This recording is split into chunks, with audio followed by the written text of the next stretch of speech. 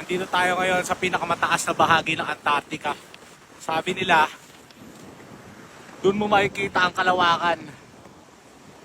Dahil nga naniniwala ang iba na flat ang Earth.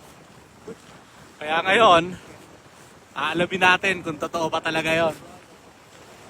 Nakita niyo yung mga tao doon na nagpipicture, nagbibideo.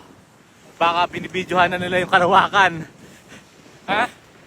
So ito, para sa mga naniniwala na flat ang Earth, samahan niyo ako.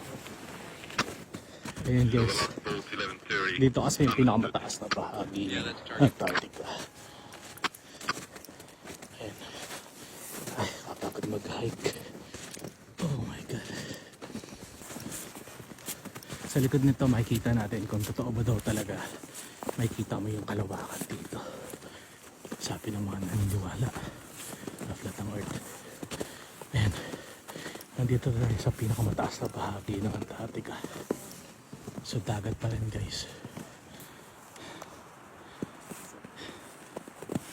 Wow. So yun. Hindi po totoo na flat ang Earth. Doon po kasi papuntang New Zealand na yun.